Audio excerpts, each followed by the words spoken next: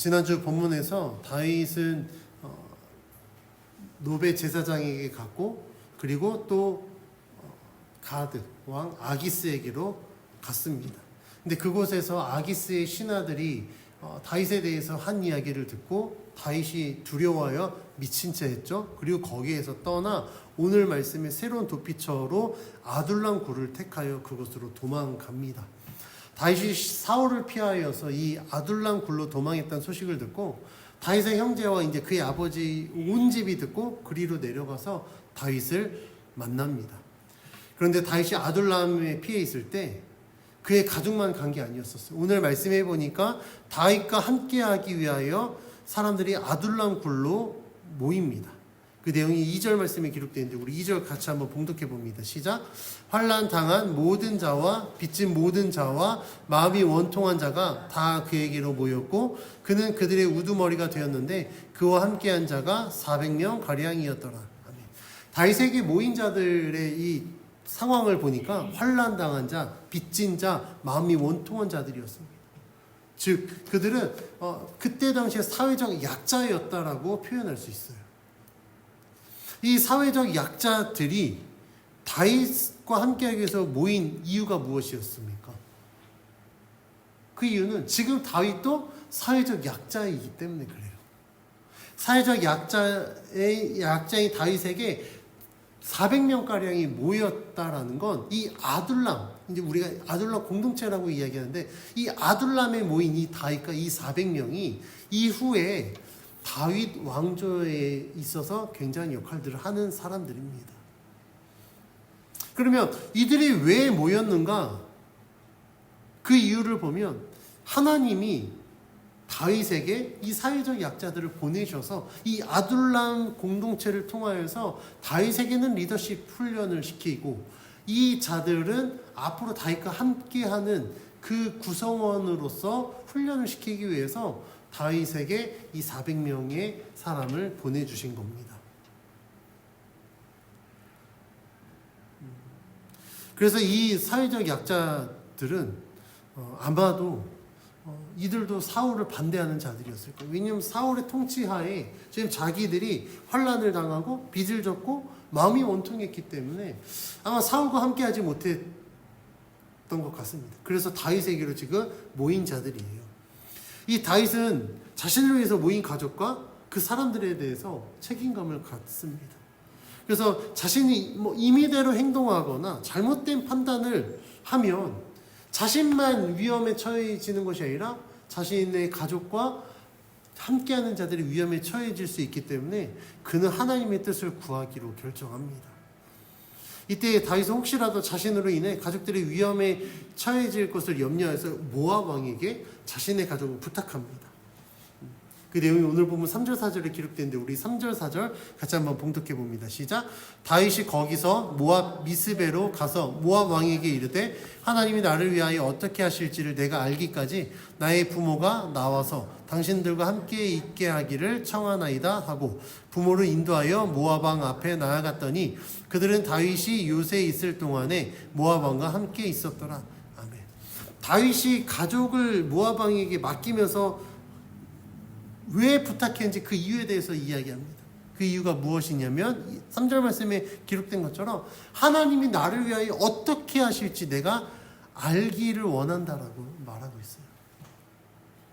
우리가 사실 지난주 본문까지 야, 다윗이 진짜 믿음의 사람이야 라고 의심할 정도로 다윗은 하나님을 찾지 않았습니다.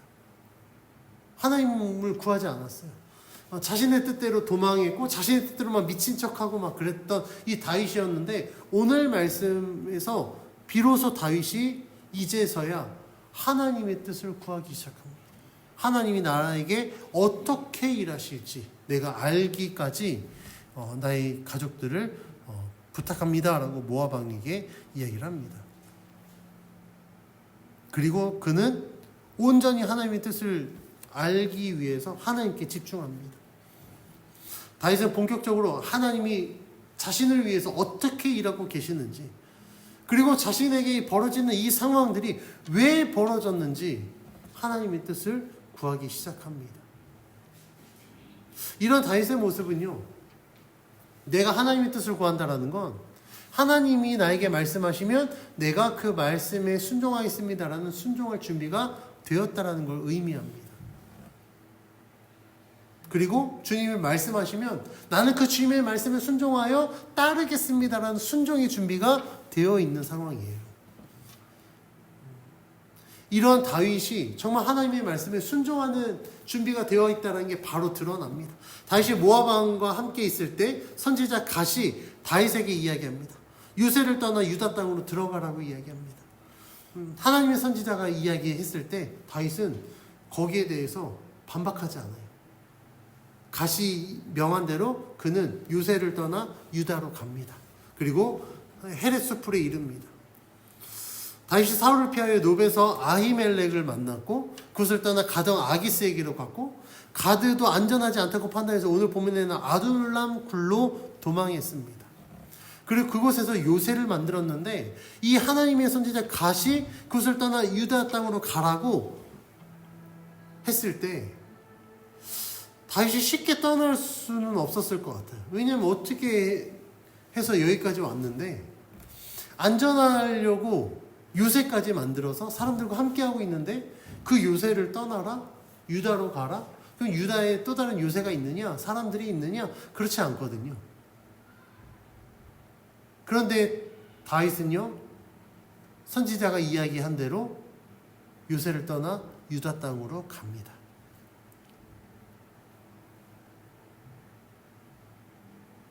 이게 가능할 수 있었던 이유는 다윗은 지금 어떤 준비가 됐다고요? 하나님 말씀에 순종할 준비가 됐다고요. 주님이 어떻게 하시든지 나를 위해서 주님이 일하심을 내가 믿습니다 라는 그 믿음이 근본이 되었기 때문에 하나님이 나를 위해서 어떻게 하실지 내가 알고자 지금 다윗은 하나님께 집중하고 있는 상황이에요. 그러니까 이제는 요새가 됐든 유다가 됐든 상관없다. 하나님이 말씀하신 대로 나는 가겠다라는 그 믿음의 준비가 되었기 때문에 선지자의 말대로 다윗은 유다로 향합니다. 이러한 다윗의 결단은 그가 하나님의 말씀에 얼마나 순종할 준비가 되어 있는지 자신을 향한 하나님의 뜻과 계획하심이 깨달아졌을 때 그 하나님의 말씀대로 행할지를 보여줍니다. 사무엘상 21장까지는 우리가 살펴봤듯이 다윗이 자신이 처한 상황에 대해서 전혀 이유를 알지 못해요. 그래서 다윗은 억울함을 표현하죠. 그리고 도망 다닙니다. 그리고 그곳이 안전하지 않다고 여기니까 지난주 본문에서 막 미친 척까지 하는 그런 다윗이었어요. 그런데 오늘 22장에서는 전혀 다른 모습을 보여줍니다. 하나님이 나를 위해서 어떻게 일하실지 내가 알고자 하고 주님이 말씀하시며 그 말씀하신 대로 순종하여서 요새를 떠나 유다로 가는 전혀 다른 모습을 보여줍니다. 오늘 우리 본문이 사실 그 다윗이 바뀌는 모습을 보여줬잖아요. 그래서 22장부터는 이제 다윗이 어떻게 하나님 앞에 쓰임받고 이스라엘의 왕으로 세워지는지 사실 그 시작점이 된다라고 할 수 있습니다. 왜냐하면 지금 다윗은 이전까지는 도대체 나에게 왜 이런 일이 벌어지는지 전혀 알지 못해서 억울했지만 이제는 본격적으로 하나님이 나를 위해서 어떻게 일하실지 알고자 하기 때문에 이때부터 다윗은 하나님 음성을 듣는 훈련, 들었을 때 순종하는 훈련, 그 순종함을 통해서 하나님이 역사를 이루어가는 이 모든 훈련을 지금 하고 있는 겁니다.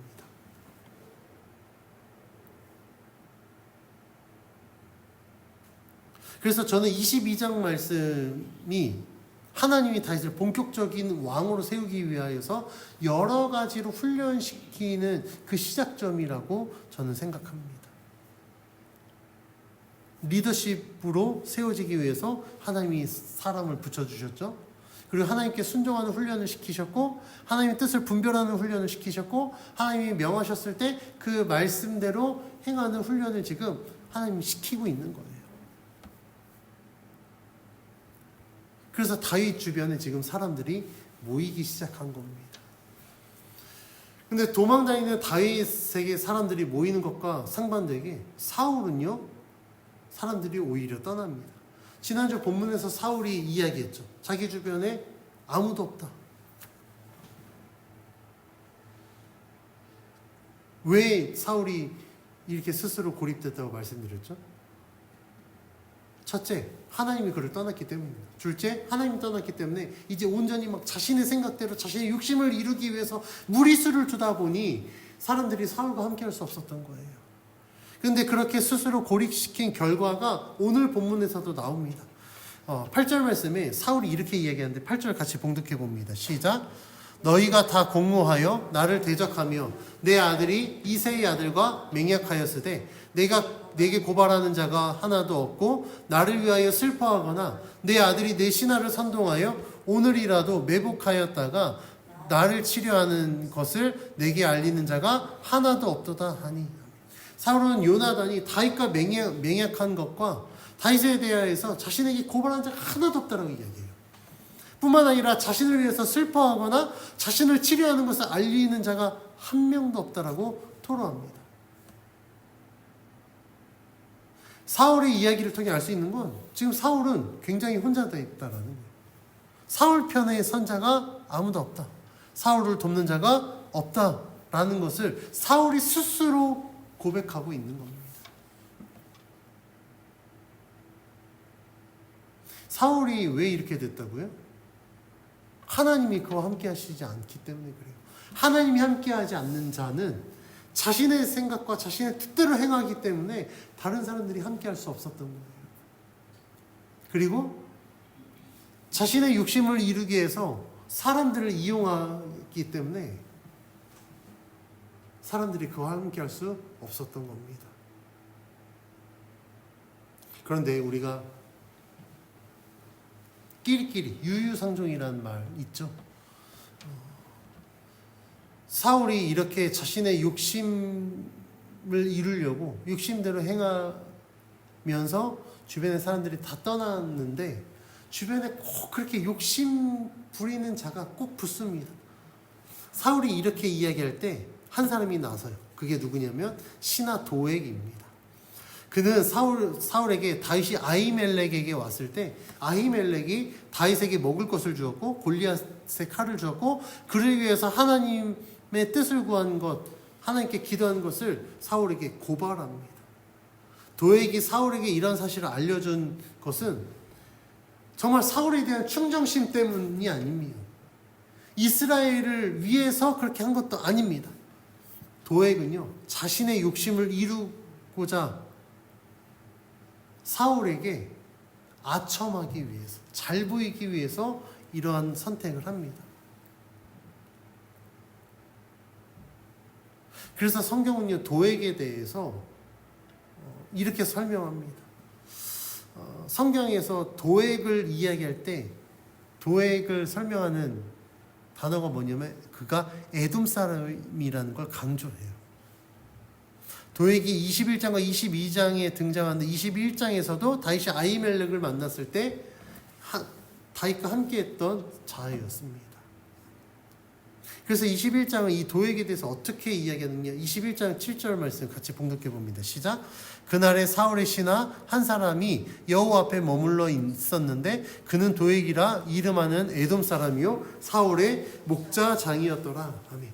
도액이 에돔 사람입니다. 이 에돔 사람은 누구냐면 에서의 후손들입니다. 에서와 야곱이 갈등 관계에 있었죠. 나중에 물론 화해했지만 이 에돔은요 온전한 유다 민족이 되지 못해요. 그래서 늘 에돔을 이야기할 때 에돔은 유대인과 형제 국가로 여겨집니다. 그러니까 형제 국가지 한 국가가 아니었기 때문에 때로는 갈등 관계에 있기도 했었습니다. 근데 그 에돔 사람 도액이라는 것은 도액이 행하는 것이 정말 하나님의 뜻에 순종하여서 하나님의 말씀대로 행하는 믿음의 사람이 아니라는 걸 지금 성경이 말하고 있는 거예요.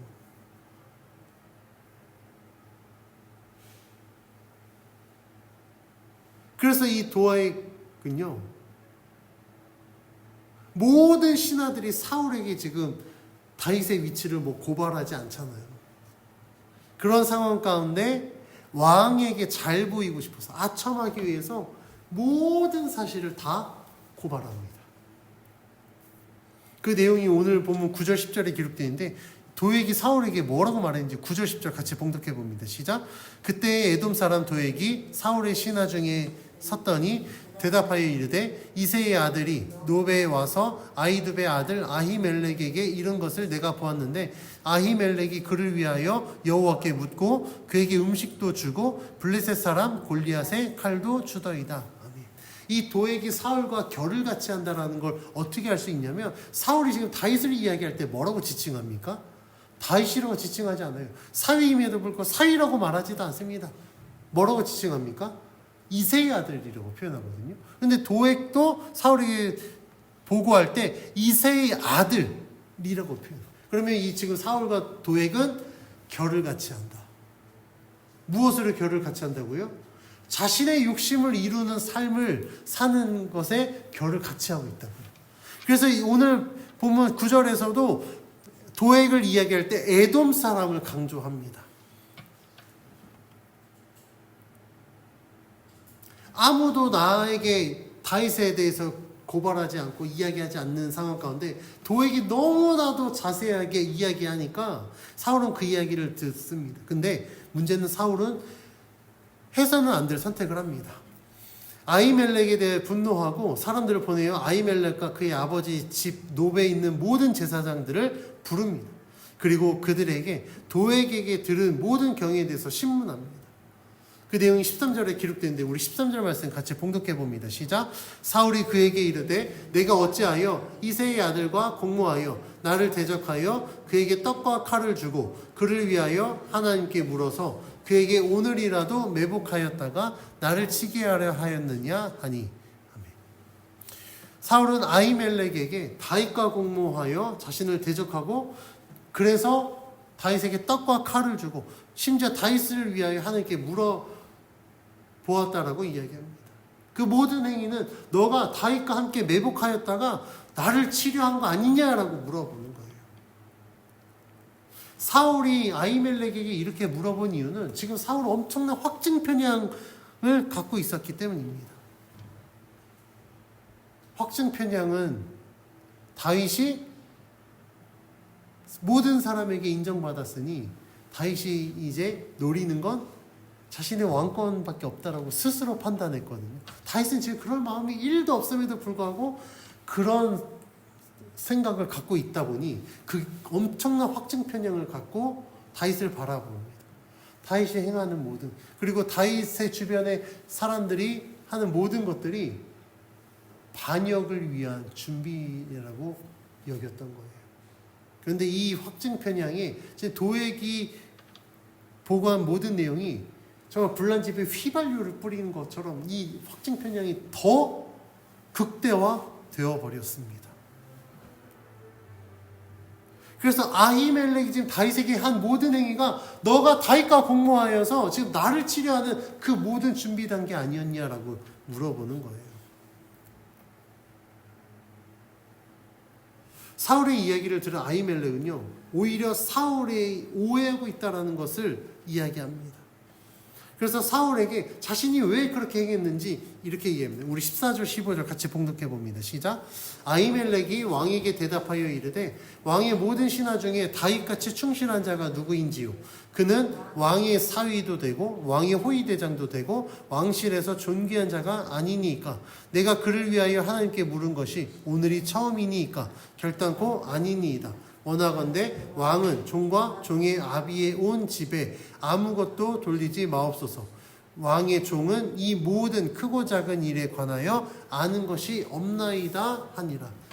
아히멜렉은 사울에게 다윗에 대해서 이야기하죠. 그 자가 누구입니까? 다윗같이 충실한 자가 왕의 주변에 누가 있습니까? 그는 왕의 사위 아닙니까? 왕의 호위대장 아닙니까?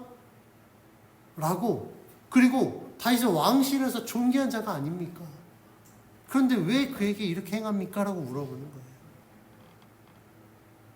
그리고 자신이 다윗을 위해서 여호와께 물은 것에 대해서 아니 내가 처음 물어본 것도 아닌데 왜 그럽니까?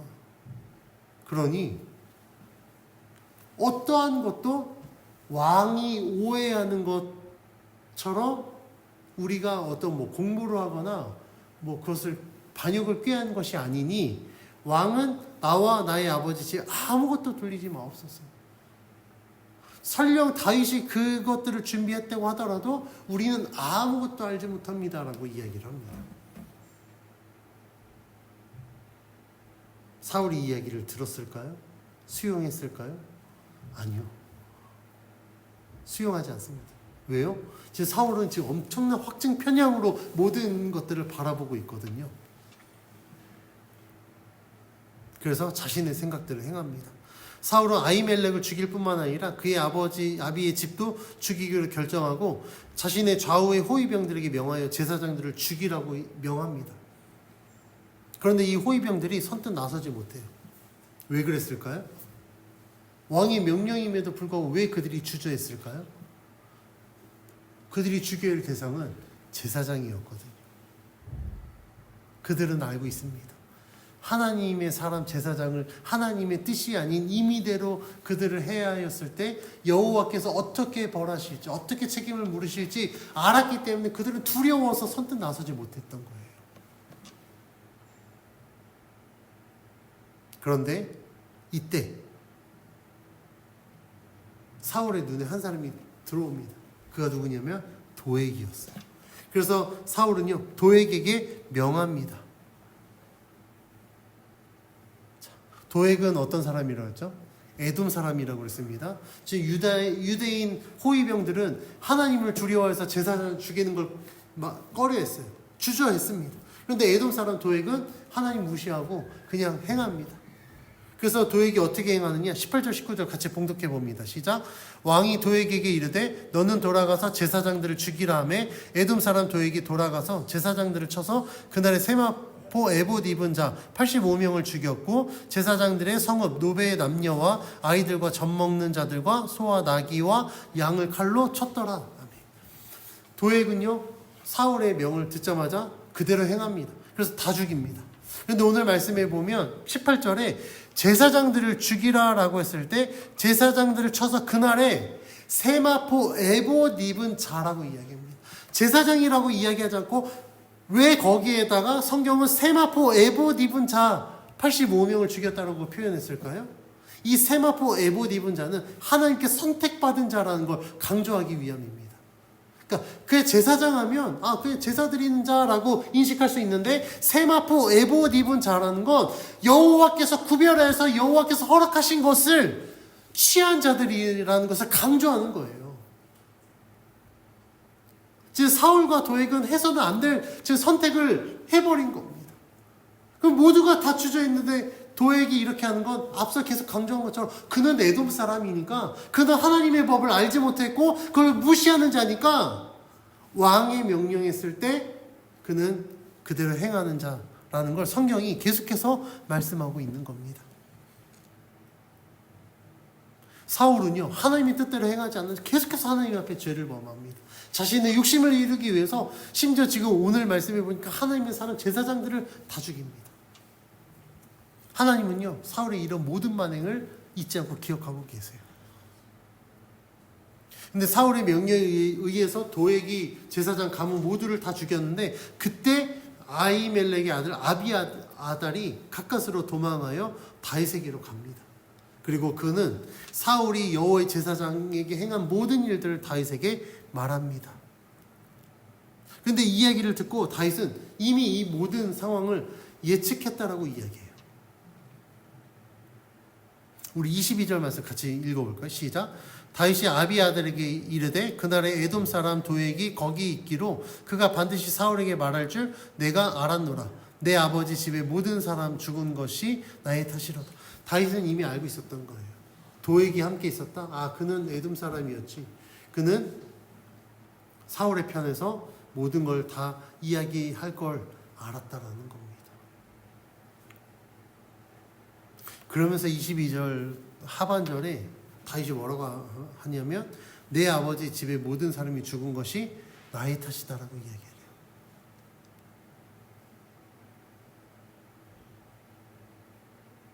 사실 다윗에게 책임이 없습니다.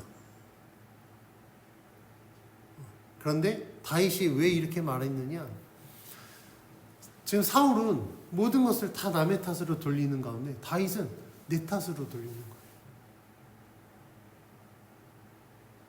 저는 이 다윗을 보면서 진정한 지도자의 모습이 이런 모습이 있다라는 것을 저는 다시 한번 깨닫습니다. 지도자면 자기가 책임져야 되는 거 아닙니까? 그런데 그 모습이 다윗에게 나타나요. 저는 이 다윗의 모습을 보면서 진짜 왕은 다윗이구나라는 걸 다시 한번 깨닫게 됩니다. 사울은 현재의 상황에 대해서 자신의 탓으로 돌리지 않고 막 환경 탓, 사람 탓합니다.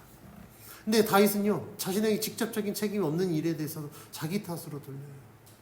제사장 죽임 당한 거 내 탓이다라고 이야기를 합니다.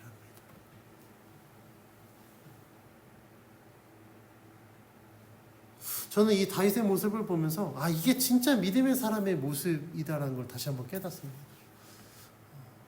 사실 제가 제일 싫어하는 사람이 어떤 사람이에요? 자기가 잘못했는데 그 잘못 인정 안 하고 자꾸 남의 탓하는 거 저 정말 싫어합니다. 그래서 제 스스로도 누군가가 이야기하면 저는 그냥 제 잘못을 인정하려고 저는 노력해요. 물론 모든 걸 다 막 제 잘못이라 인정 안 하는 모습도 있겠죠. 인간인지라. 근데 저는요, 1차적으로 누군가 이야기하면 저는 그 잘못 인정하고 사과하려고 노력합니다. 자기 잘못 인정 안 하고 자꾸 변명하고 남의 탓하는 것만큼 정말 치졸한 게 없거든요. 근데 우리가 살고 있는 시대를 보면 잘못한 건 너무나도, 그러니까 잘못은 너무 많이 드러났는데 잘못한 사람은 아무도 없어요. 누가 봐도 그거 네 잘못이야 라고 이야기하는데 잘못한 사람이 자기 잘못을 인정을 안 해요. 그러니까 잘못해서 피해본 사람은 너무나도 많은데 그 누구도 책임져야 될 사람이 아무도 책임 안 집니다. 이게 우리가 살고 있는 시대예요. 그런데 우리가 기억해야 될 것이 있습니다. 우리가 그 사람을 향해서 손가락질 할 수 있을까? 아니요. 우리를 돌아보자는 겁니다. 그럼 나는 정말 인정하는 자인가? 우리 스스로를 돌아보자는 거예요. 성경이 말하고 있습니다. 남의 눈에 티끌보다 너의 눈에 들보를 봐라. 우리가 생각했을 때 그들의 잘못이 굉장히 큰 것 같은데 하나님 보시기엔 아니라는 거예요. 그들의 잘못, 니네 눈에는 엄청난 들보같이 내 눈에 봤을 때 그들의 잘못은 티끌이야. 근데 내 잘못은 엄청난 티끌 같은데 하나님 보시기에는 저건 티끌이고 그게 들보야 라고 이야기를 하는 겁니다. 그래서 우리가 하나님 믿는 자라면 오늘 다윗의 모습과 같이 남의 탓하고 자꾸 환경 탓하고 막 변명할 것이 아니라 심지어 지금 직접적인 다윗의 책임 없거든요. 그럼에도 불구하고 다윗이 뭐라고 이야기합니까? 그게 내 탓이다. 우리가 하나님을 믿는 정말 그리스도인이라면 우리도 이런 모습이 있어요. 비록 억울할지라도 내 탓이다라고 이야기할 수 있어야 됩니다. 제가 아까 리더십 얘기했더니 난 리더 아니니까 안 그래도 돼요라고 말할지 모르겠는데 아니요. 리더십은요. 더 많이 인정해야 되는 거고 기본적으로 우리가 그리스도인이라고 한다면 하나님 앞에서 남의 탓 돌리지 말고 변명하지 말고 내 잘못입니다. 인정할 수 있어야 된다라는 거예요. 다윗이 아비아달의 이야기를 듣고 자신의 탓으로 돌립니다. 그리고 나서 그는 아비아달도 취합니다. 그래서 23절에 두려워하지 말고 내게 있으라. 내 생명을 찾는 자가 내 생명도 찾으니까 내가 나와 함께 있으면 안전할 것이다 라고 이야기를 해요. 근데 이 다윗에게 400명이 모였죠. 그리고 아비아달도 함께 합니다. 이 아비아달이 다윗과 함께 하는 게 왜 중요하냐면 지금 사실 제가 22장이 다윗이 왕으로 세워지는 시작점이라고 말씀드렸잖아요. 지금 이 아둘람은요, 작은 정부가 시작된 겁니다. 마치 우리나라가 일제 식민지 가운데 저기 중국에서 임시정부를 세운 것처럼 제 다윗 정부가 시작된 거예요. 그 정부의 구성 요소 중에 빼먹을 수 없는 게 제사장인데 제 아비아달이 합류하면서 이 아비아달이 이제 또 중요한 역할을 하거든요. 그래서 이제 하나님은 다윗 중심으로 작은 정부를 하나를 세우신 거예요. 그리고 그 가운데 다윗을 그 리더십으로 세우셔서 다윗을 이 이스라엘을 이끌어갈 왕으로 하나님 계속해서 이제 트레이닝 시키시는 겁니다.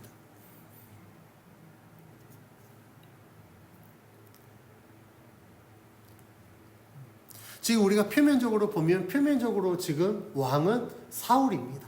다윗은 하나님이 내정했을 뿐이지 아직 왕으로 세우진 받지 않았어요. 그런데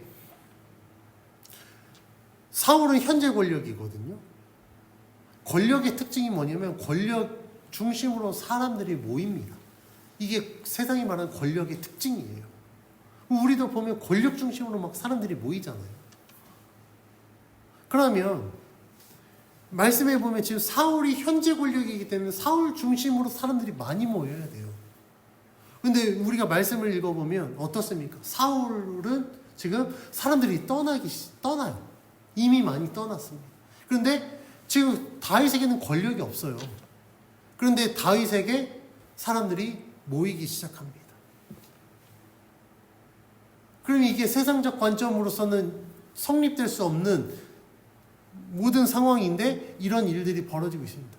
그러면 이 중심에 그 무엇 때문에 사울에게는 사람이 떠나고 다윗에게 사람이 모일까? 그 중심에는 하나님이 계셨기 때문입니다. 사울은 하나님이 떠났기 때문에 사람들도 떠난 거예요. 그런데 다윗은 하나님이 함께 하시니까 다윗에게 사람들이 모이기 시작했습니다.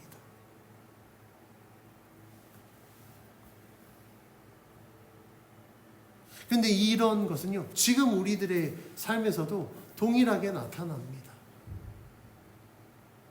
하나님의 사람에게는요, 사람들이 모여요. 뭐 그 사람이 좋아서, 뭐 그 사람과 함께하고 싶어서 모이는 것도 있지만, 이 모이는 원인은 하나님이 그 사람을 중심으로 사람을 모으시는 겁니다. 왜냐하면 이 온전한 믿음의 사람을 통해서 하나님이 역사하시려고요. 지금 오늘 다윗 중심으로 모인 자들이 기득권자가 아니었어요. 어떤 자입니까? 사회적 약자였거든요. 그런데 왜 그럼 이 사회적 약자가 지금 다윗에게 모였느냐? 다윗 자체가 사회적 약자예요. 근데 사회적 약자지만 다윗은 리더입니다. 하나님이 리더로 부르셨고 리더로 세우는 거예요. 그러면 약자의 위치에서 너가 약자들을 위로해라 라고 하나님이 약자들을 모으신 겁니다.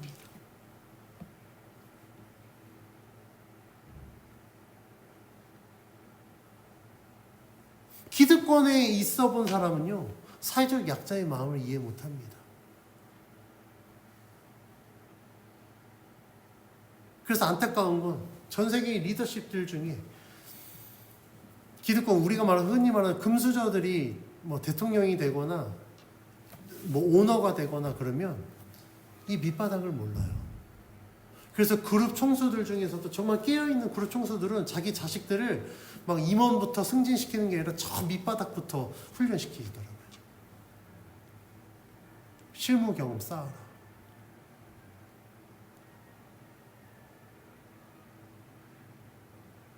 그래서 그렇게 해본 사람 중심으로 사람들이 모입니다. 왜냐하면 우리들의 마음을 알고 대변해주고 이해해줄 수 있으니까. 믿음의 사람 중심으로 하나님이 사람을 모은 이유는 믿어본 사람이 믿게 만들 수 있거든요. 기도에서 응답받아 본 사람이 응답받게 도울 수도 있는 겁니다. 말씀에 순종해 본 사람이 말씀에 순종할 수 있게 도울 수도 있는 거예요. 그러니까 믿음으로 살아가는 사람들 중심으로 하나님이 사람을 모으시는 겁니다. 왜요? 이 사람을 통해서 하나님이 기도하게 하고 말씀에 순종하게 하고 하나님 뜻대로 행하게 해서 그것을 더 강화시키려고 그렇게 하시는 겁니다. 그리고 저도 보면 주변에 유독 사람이 많이 모이는 사람이 있어요. 근데 그 사람들을 보면 정말 하나님 앞에 믿음으로 살기 때문에 사람들이 모이더라고요. 물론 세상적인 막 그런 막 이게 영업력이 뛰어나서 막 그런 걸로 막 사람 모으는 기술 있는 사람들이 있습니다. 근데 제가 말하는 건 하나님의 사람으로 모이는 걸 의미해요. 목사님들 중에서도 사람 모이게 하는데 아주 기가 막힌 기술 갖고 있는 분들이 있습니다. 그런 교회들 보면 개척했는데 막 개척 1년 만에 막 200명, 300명 모여요. 막 교계 신문에 옵니다. 급성장한 교회.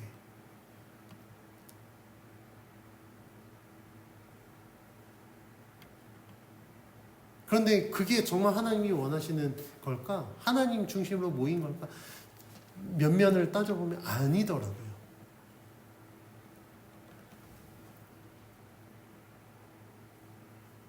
그럼 우리도 우리의 삶을 돌아봐야 됩니다. 내 주변에 사람이 모이고 있는가? 아니면 내 주변에 사람이 떠나고 있는가?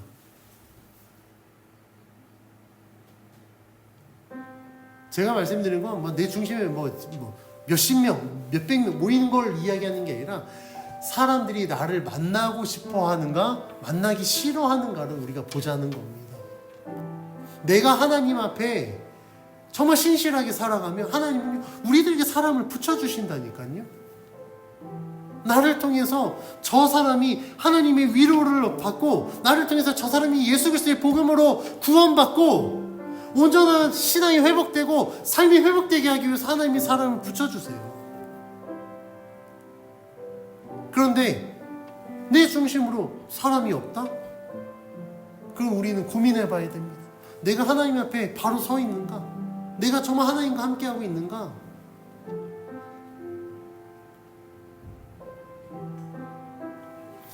하나님의 함께 하시는 사람에게는요, 분명히 선한 영향력이 있습니다. 왜냐하면 하나님이 그와 함께 하시고 그를 통해서 역사하시기 때문이에요. 그래서 사람들은 그와 함께 하는 것만으로도 간접적으로 하나님을 경험할 수 있습니다. 오늘 말씀에서도 세상에 어려움 당한 사람들이 다윗과 함께 했습니다. 왜요? 지금 다윗이 사회적 약자거든요. 그렇지만 다윗은 하나님이 함께한 자였습니다. 사회적 약자로서 하나님이 다윗을 어떻게 위로하고 어떻게 다윗에게 역사하시는 것들을 그 사람들이 보고 경험하여서 자신도 그 문제를 해결받기 위해서 다윗에게 모인 겁니다. 아니요, 하나님이 다윗에게 그 사람들을 붙여주신 겁니다. 그러면 그들은 다윗과 함께함으로 말미암아 자신의 모든 문제들이 해결될 뿐만 아니라 다윗처럼 하나님 앞에 쓰임받는 사람이 되기도 합니다. 우리가 믿음으로 살아갈 때 하나님은 우리 가운데 역사하십니다. 나의 믿음으로 힘들고 어려운 사람을 위로하시기도 하고 나의 믿음으로 말미암아 사람들의 문제를 해결하시기도 합니다. 나를 통해서 하나님의 역사가 일어날 때 우리에게 사람이 모이기 시작해요. 그런데 하나님이 떠난 자는요, 사람도 떠납니다. 왜냐하면 그를 통해서 더 이상 하나님의 역사를 기대할 수 없거든요. 그래서 온전한 믿음의 사람은요, 선한 영향력을 갖고 있기 때문에 세상에 나아가서도 인정받을 수 있습니다. 우리는 그 믿음을 가져야 됩니다. 하나님이 우리를 그렇게 세상 가운데 축복의 통로로 사용하기 위해서 구원해 주셨습니다. 그러면 우리는 그 구원의 목적대로 쓰임받기 위하여서 하나님을 온전히 믿고 하나님 말씀을 순종하고 전심으로 기도하여서 사람들로 하여금 내가 믿는 하나님을 믿게 하고 내가 하나님께 기도한 것처럼 기도하게 할 뿐만 아니라 내가 하나님 말씀에 순종한 것처럼 그들도 말씀에 순종할 수 있도록 도와야 됩니다. 그게 그리스도인의 사명입니다. 우리 성도님들도 다윗과 같은 삶을 사셨으면 좋겠습니다. 정말 내가 하나님을 믿는다고 한다면 자꾸 세상 탓, 남의 탓할 것이 아니라 그 모든 것들이 내가 직접적인 책임이 없을지라도 그것은 내 탓이다라고 돌리고 내가 더 기도하지 못했구나, 내가 더 말씀에 순종하지 못했구나, 내가 더 하나님 바라보지 못했구나, 나의 탓으로 여기고 하나님 앞에 한번 기도해 보십시오. 그러면 하나님은 우리를 사용하실 것입니다. 세상을 변화시키는 도구로 사용하실 줄 믿고 그렇게 하나님 앞에 순종하는 우리 모두가 되길 주의 이름으로 간절히 축원합니다.